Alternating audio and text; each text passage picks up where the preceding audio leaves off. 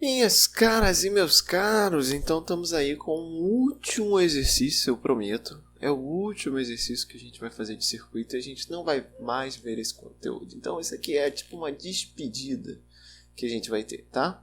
Então, como sempre, eu vou começar nomeando os meus nós. Vou chamar você de A, B e C. Tudo bem? Pergunta você pode ter. Por que você não nomeia, professor, um nozinho aqui?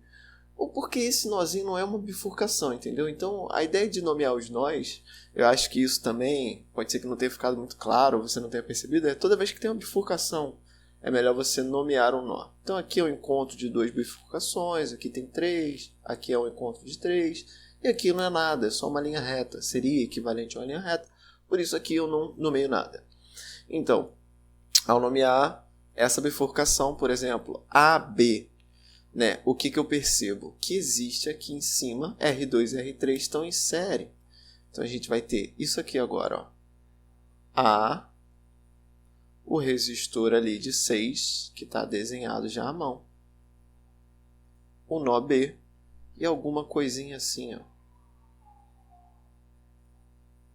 E aqui uma resistência equivalente em série, que deve ser 12 ohms. Já que é 6 com 6, então a resistência já é 12 ohms. E aqui, ó, eu tenho um carinha para lá e um carinha para cá no nó C. Tudo bem?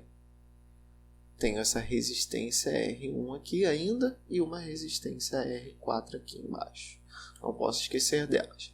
Mas olha só, de novo, eu olho aqui essa parte superior de cima, né? Esquece essa parte aqui que está um pouquinho complicada ainda. A, B, C, eu não sei direito o que vai acontecer, mas aqui, ó, eu tenho A, entre A e B, eu sei que tem essa bifurcação para cá e essa bifurcação para cá.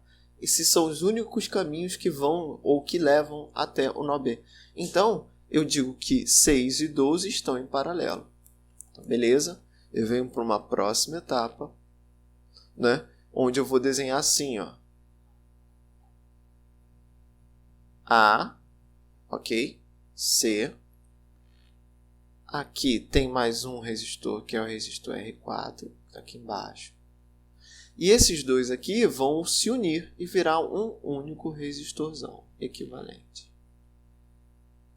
E aqui é o nó B, beleza? Então, nada de novo, só quero me despedir mesmo. Então, a ideia é o seguinte, resistência equivalente, produto dividido pela soma. Então, é 6 vezes 12 sobre 6 mais 12. É isso? É isso. 6 e 12. Então, 6 vezes 12, 72, dividido por 18. Isso dá quanto? Vamos fazer.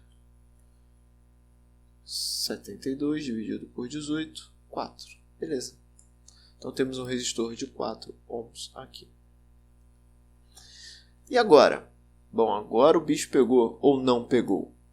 A, B, C e aqui tem o resistor R1.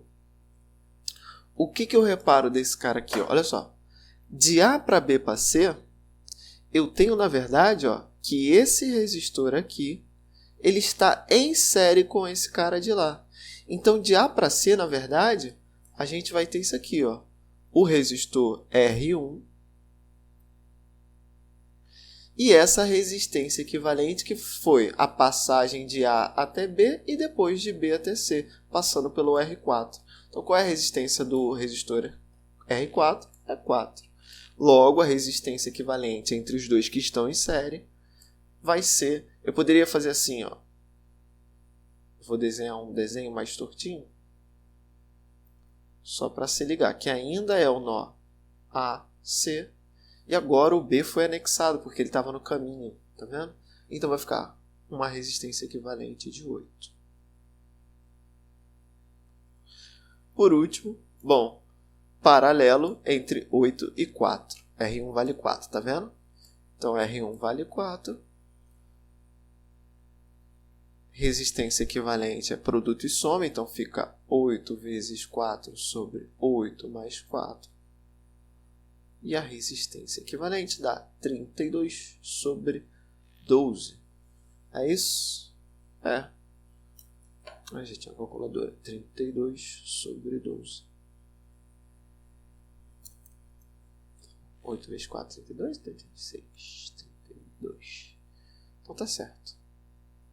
Nossa resistência equivalente é 2,66666. Vamos ver se a gente simplifica isso aqui por 2. Isso dá 16 sobre 6. E por 2 de novo, isso dá 8 sobre 3. Pode ficar assim. 8 terços é a resistência. Então, se eu quisesse saber qual é a corrente total agora que passa por esse último circuito, eu redesenho ele. Sei que agora a resistência equivalente é de 8 sobre 3 ohms e que a fonte é de 32 volts. Então, eu escrevo a lei de Ohm, V igual a R vezes I. 32 é igual a 8 sobre 3 vezes I. E aí a gente multiplica esses dois carinhas. 32, o 3 passa multiplicando, então fica 32 vezes 3, dividido por 8. E isso vai dar uma corrente de 12 amperes.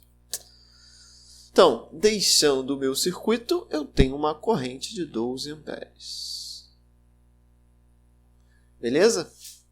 Se eu quisesse saber quanto que foi específico para cada caminho.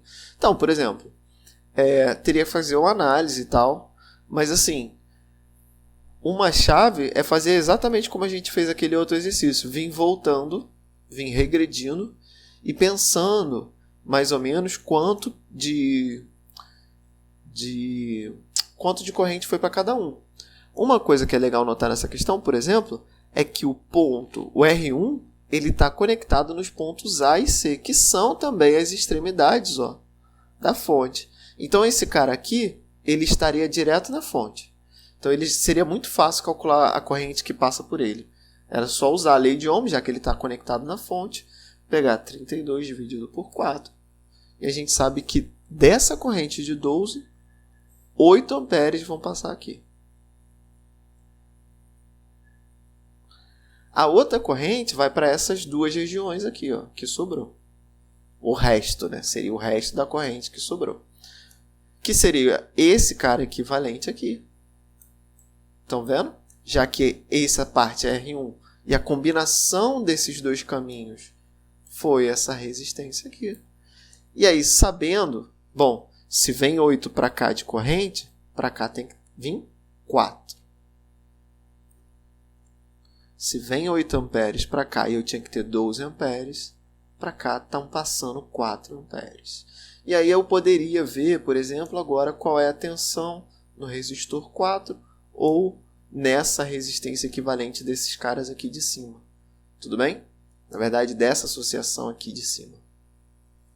Show? Então, eu só queria mostrar mesmo, ter certeza de que mostrei vários exemplos e tipos de exercícios, mostrar desenhos diferentes que não são tão complicados assim, que é uma questão mais de você desenhar eles e observar o que está acontecendo. O que eu queria mostrar? A gente tinha muitos componentes que a gente podia ter mostrado, podia ter trabalhado com vocês uma série de componentes aqui eletrônicos, mas assim, não é o foco do curso, não é a ideia no ensino médio. Então o ensino médio ele não tenta ser muito específico, ele tem que ser geral. E assim, a grande maioria dos componentes eles vão fazer alguma coisa com a corrente, A gente vai pegar a corrente e transformar em alguma coisa. Eu trouxe 2 componentes que eu sei que tem uma aplicação muito grande no dia, só para você ter curiosidade. Esse aqui é um potenciômetro, eu devo ter ligado ele errado, mas ele tem como se fosse uma resistência variável. Então eu ligo o meu aparelho, e eu não sei se você já viu, mas tem como botar isso na iluminação da residência, Eles chamam de dimmer, mas é um potenciômetro. O que é um potenciômetro? É um resistor variável. Eu posso regular ele no botão ali, manualmente, mecanicamente mesmo. Esse botãozinho aqui eu giro e você vê que a resistência vai caindo e, portanto, a corrente no circuito aumenta e a minha lâmpada pode acender ou desligar, estão vendo?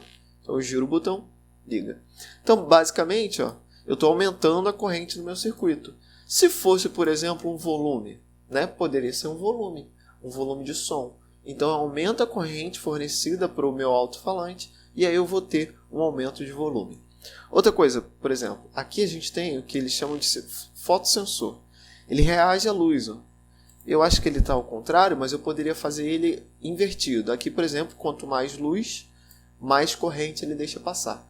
Eu poderia fazer um circuito, uma configuração que fizesse justamente ao contrário. Quanto mais luz, menos corrente. Que é o que acontece no poste. Quanto mais luz, menos corrente. Então aí o poste apaga. Quando tem luz o suficiente, ele desarma lá a gente chama de relé, mas essa é a ideia.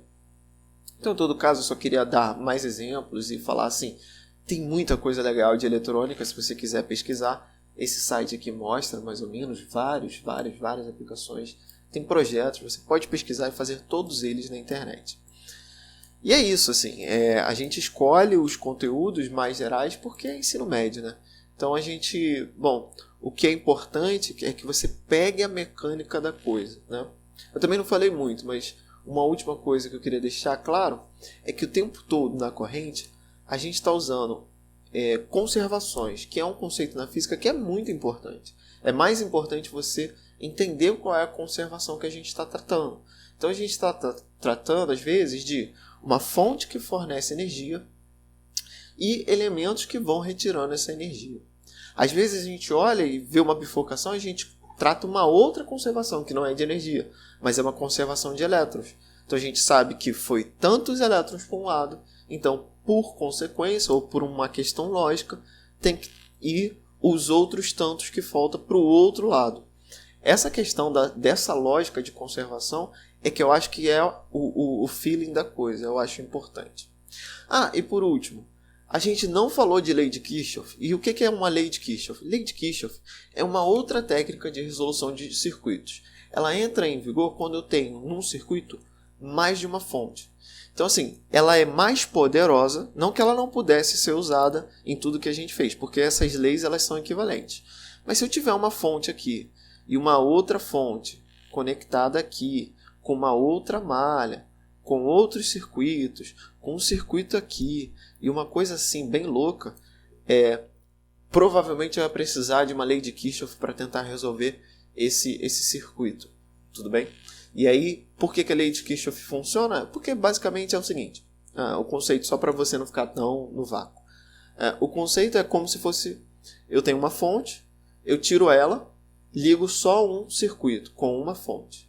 Desligo essa e ligo a outra e vejo o circuito. O resultado final é a soma dos dois, independente. Então é quase que fosse a sobreposição de uma com a outra. Então se você entendeu tudo que a gente falou agora, provavelmente você vai entender fazer uma lei de Kirchhoff, vai conseguir fazer essa técnica de fontes independentes. Enfim, aqui o que eu passei é a base da base. Se você souber fazer a base, você está muito bem servido. Ok? Valeu!